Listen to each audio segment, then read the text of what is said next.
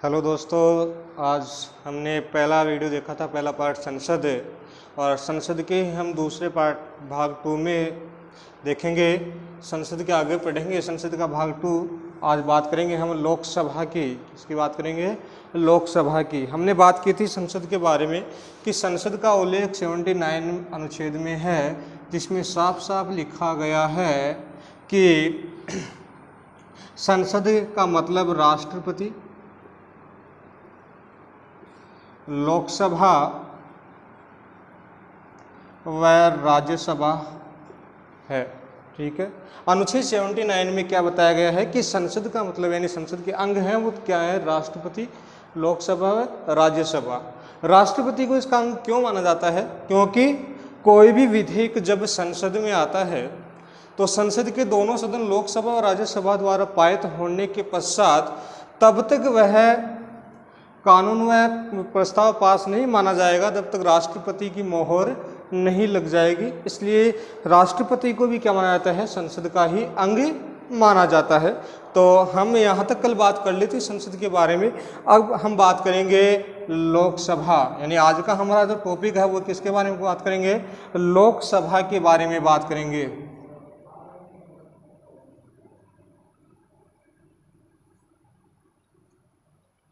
लोकसभा के बारे में बात करेंगे। लोकसभा के हमें तमाम बातों पर ध्यान देंगे। लोकसभा का संरचना, संगठन किस प्रकार से है और वह किस प्रकार से राज्यसभा से भिन्न है, वो कौन सी शक्ति हैं वो सिर्फ लोकसभा को ही प्राप्त है, अन्य सदन को नहीं है। वो सभी बातों को हम सभी आयामों पर आज चर्चा करेंगे, डिटेल से चर्चा करेंगे लोकसभा के बारे में। और लोकसभा के अध्यक्ष के जो पद है, लोकसभा अध्यक्ष पद, उसके बारे में हम चर्चा नेक्स्ट वीडियो में यानी अगला एक वीडियो लेकर के आएंगे जिसमें सिर्फ लोकसभा अध्यक्ष पद की ही चर्चा करेंगे, क्योंकि वो एक पावरफुल पद है और उसकी डिटेल हम अलग से देखेंगे। तो आज लोकसभा अध्यक्ष के बारे में चर्चा नहीं करेंगे, उसको हम अलग वीडियो द्वारा अलग भाग लाकर उसको पढ़ेंगे। लोकसभा के बारे में अध्ययन करते हैं तो जरा ध्यान से सुनिए। लोकसभा का उल्लेख है वो संविधान के अनुच्छेद 81 में है। किसमें है? लोकसभा का उल्लेख संविधान के अनुच्छेद 81 में है और 81 में लोकसभा का उल्लेख किया गया। गठन के बारे में बताया गया है। अनुच्छेद 81 क्या कहता है? अनुच्छेद 81 कहता है कि लोकसभा में सदस्यों की संख्या, अधिकतम सदस्य संख्या कितनी होगी? 552 होगी। कितनी होगी? लोकसभा में जो सदस्य संख्या होगी, सदस्य संख्या कितनी होगी? अधिकतम सदस्य संख्या कितनी होगी? 552 होगी। ठीक है, अधिकतम संख्या कितनी होगी? 552। क्या अनुच्छेद 81 में ऐसा लिखा गया है कि 552 होगी? तो क्या लिखा गया है अनुच्छेद 81 में वो देखते हैं। अनुच्छेद 81 क्या बोलता है? अनुच्छेद 81 बोलता है कि 530 सदस्य राज्यों से चुनकर आएंगे, निर्वाचित होकर के आएंगे। कितने सदस्य आएंगे? 530 सदस्य हैं वो राज्य से निर्वाचित होकर के आएंगे। अनुच्छेद 81 की भाषा बता रहा हूं आपको। 20 सदस्य हैं वो संघ शासित प्रदेशों से आएंगे, संघीय क्षेत्र से आएंगे 20 सदस्य, और 2 सदस्य हैं वो 2 सदस्य आएंगे आंग्ल भारतीय। और इन आंग्ल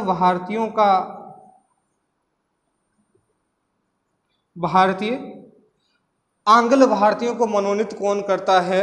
राष्ट्रपति करता है। कौन मनोनीत करता है इनको? मनोनीत करता वो कौन करता है? राष्ट्रपति करता है साहब। कौन करता है? राष्ट्रपति इनको मनोनीत करता है। तो इस प्रकार की भाषा इसमें लिखी गई और इस प्रकार से हम कह सकते हैं कि सदस्य संख्या कितनी होगी? अधिकतम 552 होगी।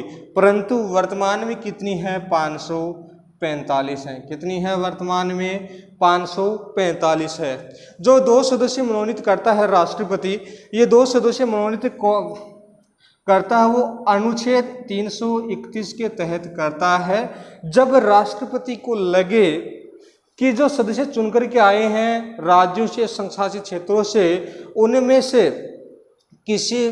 उनमें आंग्ल भारतीय समुदाय का जो भागीदारी है वो भागीदारी नहीं है। इसको अगर वो ऐसा लगे राष्ट्रपति को कि आंग्ल भारतीयों की भागीदारी नहीं है, तो वह 2 सदस्यों को मनोनीत कर सकता है। यानी आंग्ल भारतीयों को प्रतिनिधित्व देने के लिए, यानी आंग्ल भारतीयों का प्रतिनिधित्व करने के लिए वो इसमें शामिल नहीं हुए, तो वो इस स्थिति में राष्ट्रपति 2 सदस्य मनोनीत करता है, जो कौन से होते हैं? आंग्ल भारतीय, एंग्लो इंडियन, जिनमें माता और पिता एक विदेशी होता है, एक क्या होता है? विदेशी स्वदेशी होता है। ऐसे 2 सदस्यों को मनोनीत कौन करता है? राष्ट्रपति करता है। ठीक है, यहाँ तक बात क्लियर है। अनुच्छेद 81 में लोकसभा के गठन का उल्लेख किया गया है, और इसी अनुच्छेद 81 में क्या ऐसा कहा गया है कि इसकी सदस्य संख्या होगी 552 होगी? तो अनुच्छेद 81 में क्या कहा गया है कि अनुच्छेद 81 बोलता है कि ये सदस्य संख्या आएंगी लोकसभा में, वो 530 आएंगे वो राज्यों से निर्वाचित होकर के आएंगे, 20 आएंगे वो संघ अधिकतम, इसमें लिखा कि संघ शासित क्षेत्रों से अधिकतम सदस्य आएंगे, वो 20 सदस्य कहाँ चुन करके आएंगे? संघ शासित प्रदेशों से। तो शब्द क्या लिखा हुआ है? अधिकतम, यानी इसका मतलब क्या है? कम भी आ सकते हैं। अधिकतम कितने आएंगे? 20 सदस्य अधिकतम चुनकर ये कहाँ से आएंगे? और 2 सदस्यों को कौन निर्वाचित करता, मनोनीत करता है? मनोनीत करता है राष्ट्रपति। किस अनुच्छेद के तहत? अनुच्छेद 331 के तहत। ठीक है, इतनी बातें क्लियर है। आगे हम देखते हैं। सर आप बोल रहे हो कि अधिकतम 552 हो सकता है और वर्तमान में 545 है, ये क्यों? क्वेश्चन भी अच्छा है। तो देखो, आपको पता है, मैं भी जानता हूँ, आप सबको पता है कि हमारा जो भारत का एक बड़ा हिस्सा है पीओके, पाक अधिकृत क्षेत्र, वो अब पाकिस्तान के अंतर्गत है। तो वहाँ से जो 7 सदस्य चुनकर आने थे वो अब नहीं आ रहे हैं, इसलिए कितने हैं? 545 सदस्य हैं। तो वर्तमान में कितने हैं? 545 सदस्य हैं। यहाँ तक कोई दिक्कत?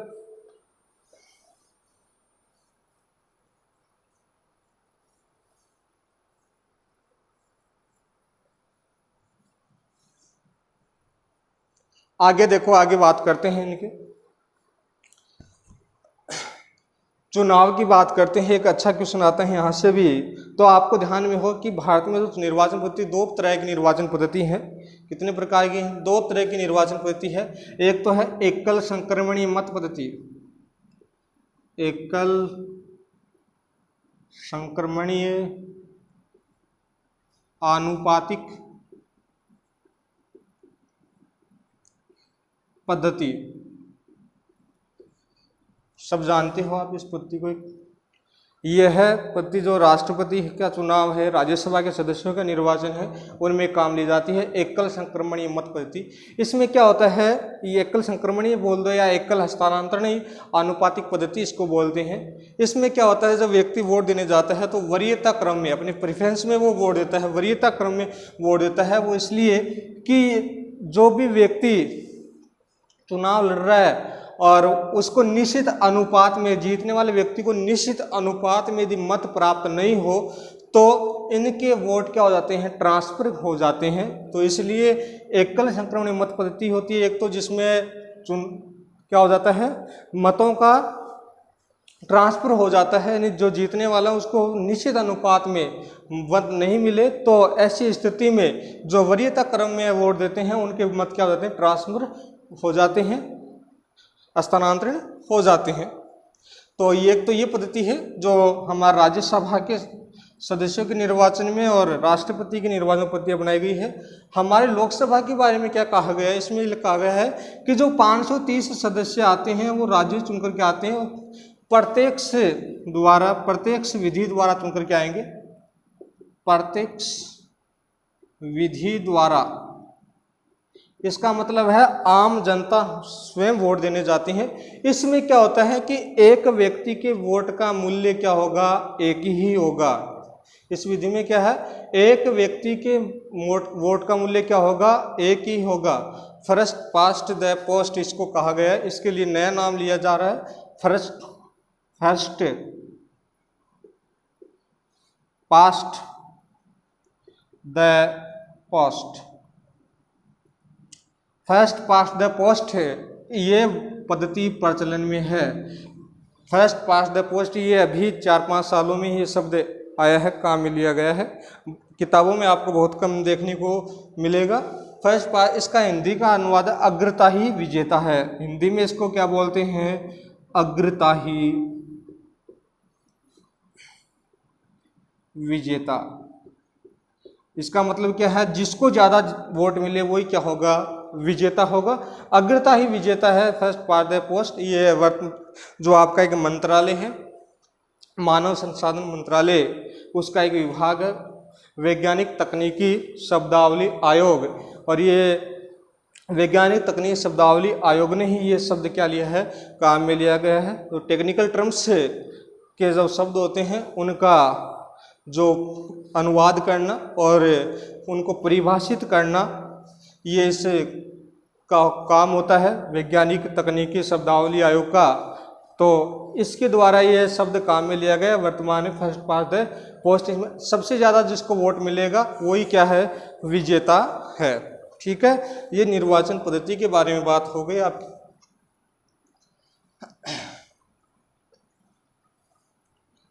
अब देखो, पहले जो चुनाव हुए थे, पहले आम चुनाव हुए थे, वो आप कब हुए थे, अक्टूबर 1952 से लेकर के और अक्टूबर 1951 से फरवरी 1952 तक के प्रथम आम चुनाव, लगभग 4 महीने का बीच का समय रहा है। तो इसके बीच में प्रथम आम चुनाव हुए थे। इस प्रथम आम चुनाव में पहली लोकसभा गठित की गई थी, जो 17 अप्रैल 1952 को प्रथम लोकसभा का गठन हुआ था, प्रथम लोकसभा का गठन किया गया था। और 13 मई 1952 को प्रथम लोकसभा की बैठक हुई थी, जिस पर हमने कल भी बात की है। तो प्रथम आम चुनाव हुए थे अक्टूबर 1951 से फरवरी 1952 तक के बीच का जो समय है। अब देखते हैं, यहाँ से क्वेश्चन, बहुत अच्छा क्वेश्चन पूछा जाता है कि इस सदन को लोगों का सदन कहा जाता है। तो आप ध्यान रखना, इनके नाम के बारे में क्वेश्चन आते हैं। और जो विद्यार्थी सिविल सर्विसेज के एग्ज़ाम की तैयारी कर रहे हैं, IAS RS की, वहाँ से एक कथन व कारण वाला क्वेश्चन यहाँ से अच्छा बन सकता है कि लोकसभा को लोगों की सभा क्यों कहा जाता है। ठीक है, लोकसभा को लोगों की सभा या लोगों का सदन क्यों कहा जाता है। तो देखो, लोकसभा को लोगों की सभा इसलिए कहा जाता है कि इसमें आम जनता भाग लेती है। लोगों की सभा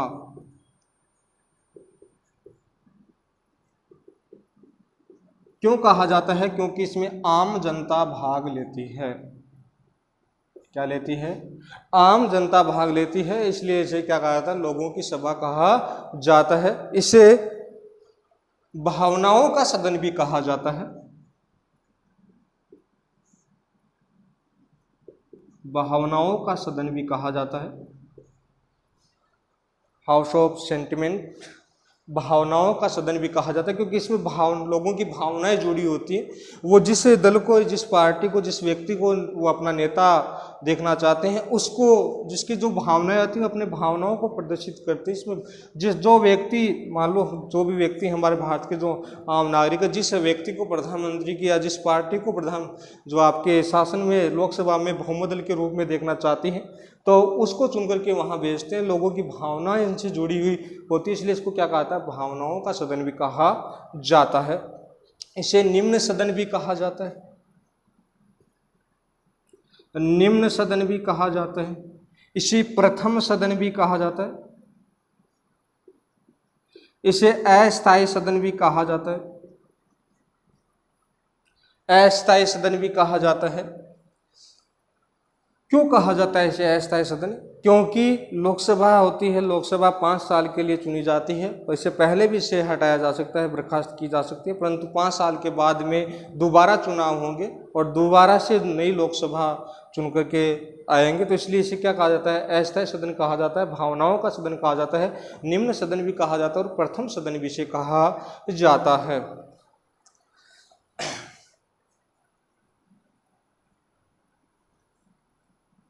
अब बात करते हैं जो पहली लोकसभा की, प्रथम लोकसभा की कौन कौन सी इम्पोर्टेंट बात थी। प्रथम लोकसभा जो चुनी गई थी, तो उसमें लोकसभा का गठन हुआ था 17 अप्रैल 1952 को गठन हुआ था प्रथम लोकसभा का। ठीक है, 13 मई 1952 को प्रथम बैठक हुई थी। ठीक है, ये सबको पता है, कल भी हमने चर्चा की थी इस पर। प्रथम लोकसभा 17 अप्रैल 1952 से पहले जो काम कर रही थी, जब नए संविधान के तहत नई लोकसभा का, नए संविधान के तहत नई संसद का गठन हो गया, लोकसभा का गठन हुआ, उससे पहले अंतरिम जो संसद है वो काम कर रही थी, आपको सबको पता है, कल भी हमने इस पर चर्चा की थी। अब इसके बारे में आगे बात करते हैं कि प्रथम लोकसभा जब हुई थी, उस लोकसभा के जो पहले प्रथम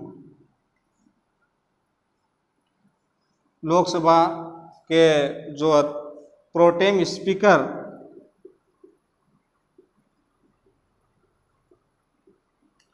वो बनाए गए थे जीवी मावलंकर को।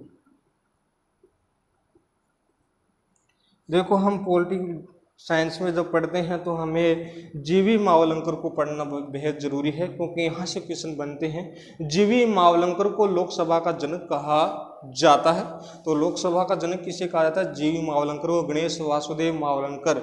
इसके बारे में हम ध्यान से सुनना, क्योंकि यहाँ से क्वेश्चन आते हैं, जीवी मावलंकर के बारे में क्वेश्चन बन जाता है। इसे प्रोटेम स्पीकर कहा जाता है। तो प्रोटेम स्पीकर अस्थायी अध्यक्ष होता है, और जब तक स्थायी अध्यक्ष को निर्वाचित नहीं कर लिया जाता, उसे चुन नहीं लिया जाता, तब तक प्रोटेम स्पीकर ही क्या करता है? अध्यक्ष के रूप में कार्य करता है। और इसका एक काम, जब लोकसभा के सदस्यों को जो शपथ दिलाने का काम होता है, वो किसका होता है? राष्ट्रपति का। तो राष्ट्रपति स्वयं भी दिला सकता है, वह अपने किसी एक व्यक्ति को नियुक्त करता है। तो ये प्रोटेम स्पीकर उन सदस्यों को क्या दिलाता है? लोकसभा के सदस्यों को क्या दिलाता है? शपथ दिलाने का काम भी करता है। प्रोटेम स्पीकर, इसके बारे में और क्या, जीवी मावलंकर ही पहले प्रोटेम स्पीकर थे, और सर्वप्रथम पहले अध्यक्ष भी किसको बनाया गया था? जीवी मावलंकर को ही प्रथम अध्यक्ष के रूप में चुना गया था। तो जीवी मावलंकर साहब को प्रथम अध्यक्ष के रूप में चुना गया था। इसकी इम्पोर्टेंट बात है कि जीवी मावलंकर ही वे प्रथम व्यक्ति थे, प्रथम लोकसभा अध्यक्ष थे, जिनको हटाने के लिए प्रस्ताव लाया गया था। क्या लाया गया था? हटाने के लिए प्रस्ताव लाया गया था। और वो प्रस्ताव किसके विरुद्ध लाया गया? जीवी मावलंकर के विरुद्ध लाया गया, परंतु वह प्रस्ताव पास नहीं हुआ। तो प्रस्ताव क्या नहीं हुआ? पास नहीं हुआ। जबकि सबसे पहले किसके विरुद्ध लाया गया था? जीवी मावलंकर के विरुद्ध लाया गया था, और इसको पद पर रहते हुए इसकी मृत्यु हो गई थी। क्या हो गई थी? प्रथम अध्यक्ष थे जिसके पद पर रहते हुए मृत्यु हुई थी। जीवी मावलंकर के पद पर रहते हुए क्या हुई थी? मृत्यु हो गई थी। तो पद पर रहकर मृत्यु होने वाला पहला अध्यक्ष कौन था? ये था। दूसरा व्यक्ति जिसके पद पर रहते हुए मृत्यु हुई थी, जीएमसी बालयोगी। कौन था? जीएमसी बालयोगी था, जिसकी पद पर रहते हुए मृत्यु हुई थी। पहला तो कौन था? जीवी मावलंकर था। दूसरा कौन था? जीएमसी बालयोगी था। तो ये प्रोटेम स्पीकर है। हालांकि प्रोटेम स्पीकर का उल्लेख संविधान में नहीं है, संविधान में इसका उल्लेख नहीं है। प्रोटेम स्पीकर का उल्लेख हमारे संविधान में नहीं है। प्रोटेम स्पीकर का कोई उल्लेख इसमें नहीं मिलता। और आगे देखते हैं, आगे चर्चा करते हैं इसके बाद। तो यहाँ तक आपको समझ में आ गया होगा। आगे देखें, आगे चलते हैं। तो जो प्रथम आम चुनाव हुए थे, वो प्रथम आम चुनाव 489 सीटों पर हुए थे। कितने सीटों पर हुए थे? 545 पर नहीं, 489 सीटों पर प्रथम आम चुनाव होने थे। प्रथम जो चुनाव हुए थे 489 सीटों पर हुए, जिसमें से कांग्रेस को मिली थी, कांग्रेस को 364 सीटें प्राप्त हुई थी। कांग्रेस को कितनी सीटें प्राप्त हुई थी? 364 सीटें प्राप्त हुई थी। ध्यान रखना, यहाँ पंडित जवाहरलाल नेहरू के नेतृत्व में चुनाव कांग्रेस ने चुनाव लड़ा था और जो पंडित जवाहरलाल नेहरू की यहाँ सरकार बनी थी, कांग्रेस सरकार, जिसके कांग्रेस की सरकार बनी थी, जिसके जो प्रधानमंत्री बनाए गए पंडित जवाहरलाल नेहरू को बनाया गया था, तो उनको 364 सीटें मिली थी। यहाँ एक मेन बात ये है कि भले ही कांग्रेस को 364 सीटें मिली, परंतु दो ऐसे व्यक्ति, प्रसिद्ध व्यक्ति जो चुनाव हार जाते हैं, दो बड़ी हस्तियां हैं जो चुनाव हार जाते हैं। एक तो आपके जो संविधान के जनक डॉक्टर भीमराव अंबेडकर जो चुनाव हार जाते हैं, और एक है आचार्य कृपलानी जी, और आचार्य कृपलानी जी भी इस चुनाव को हार जाते हैं। तो इस बात को भी ध्यान में रखना। तो प्रथम ये चुनाव हुए थे 489 सीटों पर, उनमें 364 सीट किसको मिली? कांग्रेस को मिली। इसमें दो बड़ी हस्तियां BR अंबेडकर, जिसे आधुनिक भारत का मनु कहा जाता है, संविधान का जनक कहा जाता है, वो चुनाव हार जाते हैं, ठीक है। और आचार्य कृपलानी जी भी क्या हार जाते हैं? चुनाव हार जाते हैं। इसके बाद में इम्पोर्टेंट बात आती है कि प्रथम पार्टी कांग्रेस थी जिसको सबसे ज़्यादा सीटें मिली थी, और दूसरी पार्टी कौन सी थी जिसे कांग्रेस के बाद में सबसे ज़्यादा सीटें मिली थी? तो वो थी आपकी भाकपा, भारतीय कम्युनिस्ट पार्टी। कौन सी थी? भाकपा, भारतीय कम्युनिस्ट पार्टी। और एक इसको कितनी सीटें मिली थी? 16। किसी सिविल एग्जाम में क्वेश्चन आया था कि कांग्रेस के बाद द्वितीय स्थान पर कौन सी पार्टी रही थी? प्रथम चुनाव तो कौन सी रही थी? भाकपा रही थी, भारतीय कम्युनिस्ट पार्टी। तो ये तो बात रही इनके गठन के बारे में, प्रथम लोकसभा के बारे में। अब वो बातें जो लोकसभा की जो महत्वपूर्ण बातें उन पर चर्चा करेंगे, जो शक्तियां, महत्वपूर्ण शक्तियां जो लोकसभा को ही प्राप्त हैं, तो उन पर और चर्चा कर लेते हैं।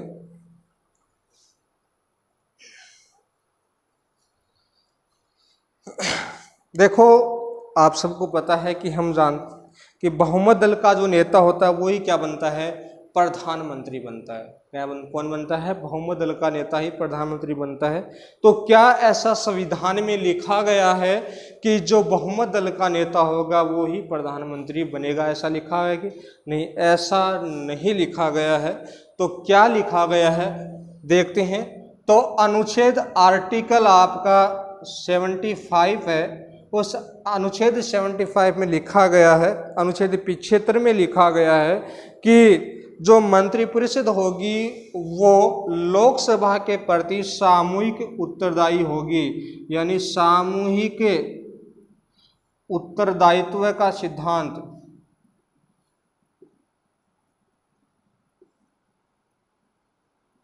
उत्तरदायित्व का सिद्धांत, सामूहिक उत्तरदायित्व। जो सामूहिक उत्तरदायित्व शब्द लिखा गया है और वो किस में लिखा गया है? आर्टिकल 75(3) में लिखा गया है। कहाँ लिखा गया है? कि जो लोकसभा, जो मंत्रिपरिषद होगी वो सामूहिक रूप से किसके प्रति उत्तरदायी होगी? लोकसभा के प्रति उत्तरदायी होगी। इसीलिए ही अविश्वास प्रस्ताव किस में रखा जाता है? सबसे पहले लोकसभा में ही लाया जाता है। अविश्वास प्रस्ताव जो कहाँ लाया जाता है? लोकसभा में ही लाया जाता है। तो इसमें अविश्वास प्रस्ताव इसलिए किस में लाया जाता है? लोकसभा में लाया जाता है। तो पहली बात क्या है? जो अनुच्छेद 75 में लिखा गया है कि जो मंत्रिपरिषद होगी वो मंत्रिपरिषद सामूहिक रूप से किसके प्रति उत्तरदायी होगी? लोकसभा के प्रति उत्तरदायी होगी। यहाँ तक क्लियर है?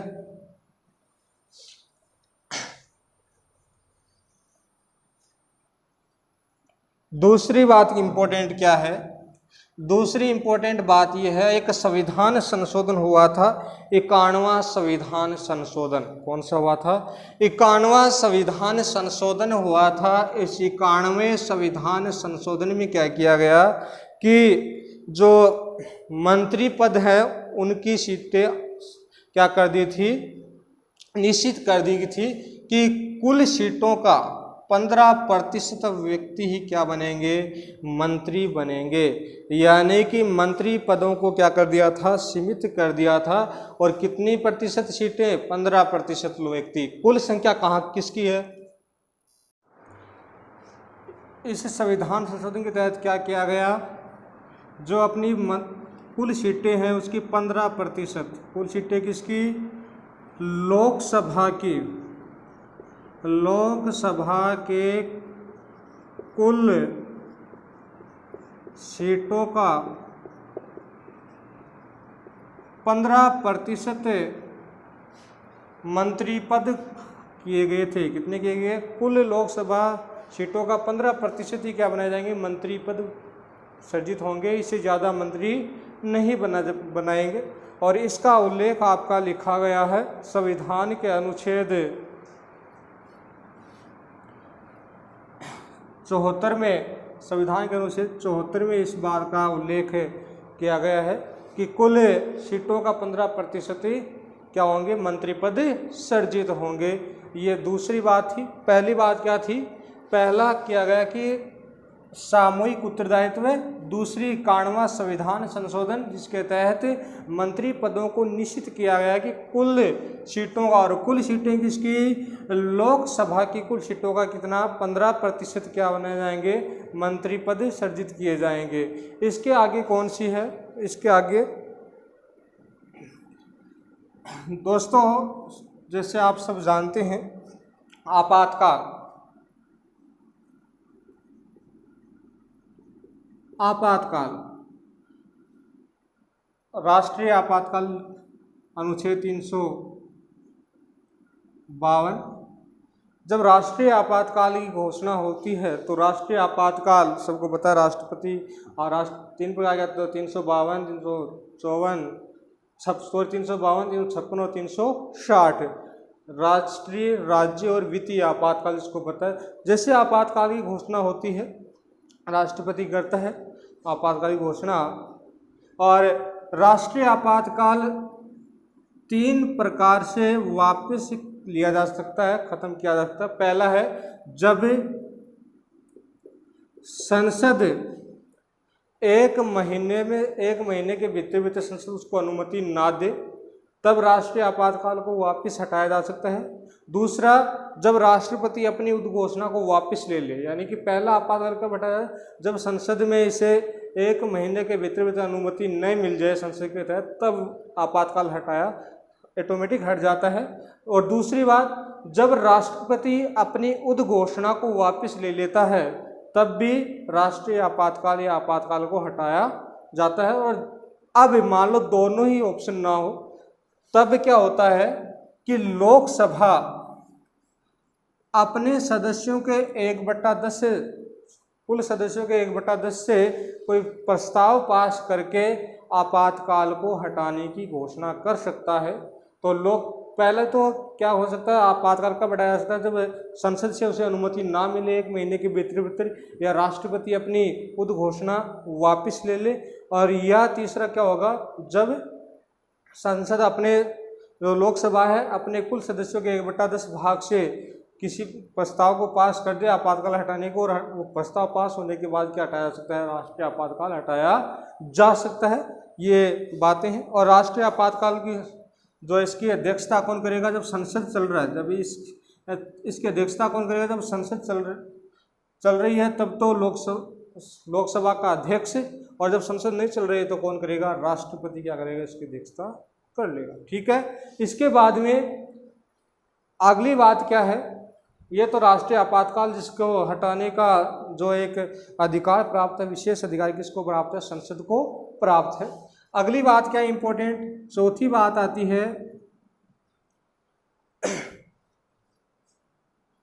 संयुक्त अधिवेशन।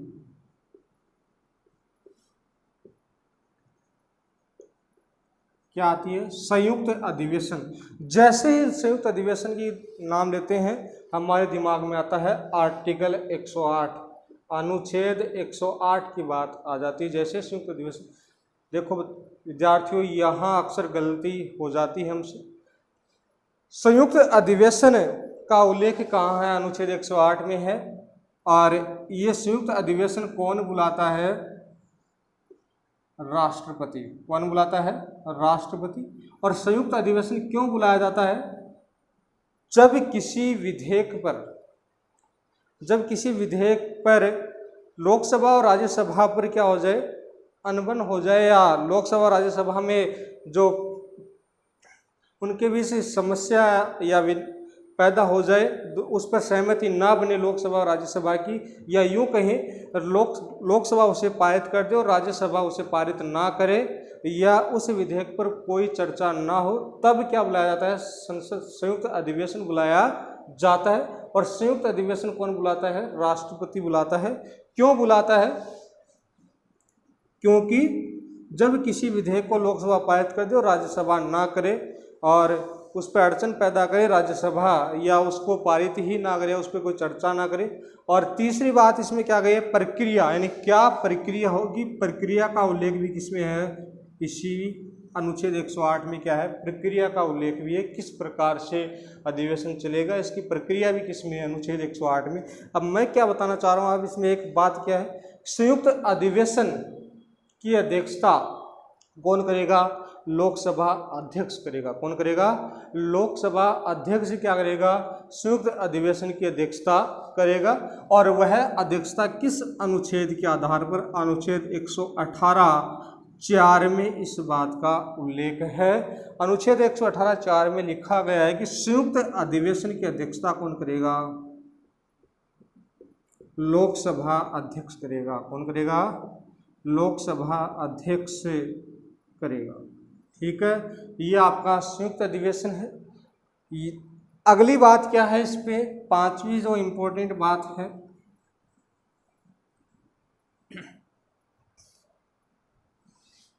धन विधेयक।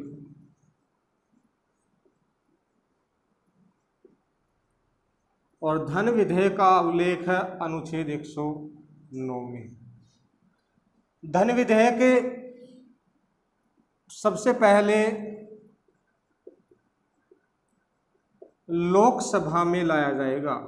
कहाँ लाया जाएगा? सबसे पहले धन विधेयक कहाँ लाया जाएगा? किस सदन में लाया जाएगा? लोकसभा में लाया जाएगा सबसे पहले। और लोकसभा के बाद में किस सदन में ले जाया जाएगा? और राज्यसभा में। ठीक है, धन विधेयक लोकसभा में क्यों लाया जाता है? तो क्योंकि जो कर है टैक्स संबंधित है, और ये टैक्स है, ये कर है, ये जनता पर लगते हैं, और जनता का जो सदन है वो कौन सा सदन है? लोकसभा है। इसीलिए धन विधेयक को सबसे पहले कहाँ लाया जाएगा? लोकसभा में लाया जाएगा। ठीक है, दूसरी बात, धन विधेयक है या नहीं, इसकी चर्चा अनुच्छेद 110 के तहत लोकसभा अध्यक्ष करेगा। यानी लोकसभा अध्यक्ष को यह अधिकार है कि कौन सा विधेयक धन विधेयक है या नहीं, या धन विधेयक की परिभाषा का उल्लेख किसमें है? अनुच्छेद 110 में है, जो लोकसभा अध्यक्ष इसके बारे में बताता है। ठीक है, धन विधेयक तो धन विधेयक 109 में सबसे पहले किस सदन में? लोकसभा में, और उसके बाद में कहाँ? राज्यसभा में।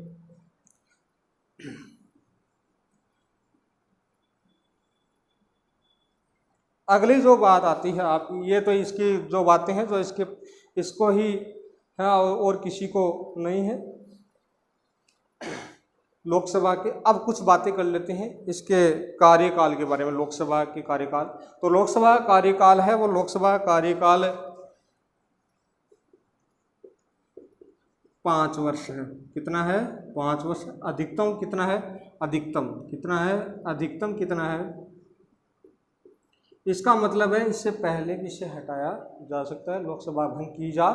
लोकसभा इससे पहले ही भंग की जा सकती है। तो इसका कार्यकाल कितना है? 5 वर्ष है।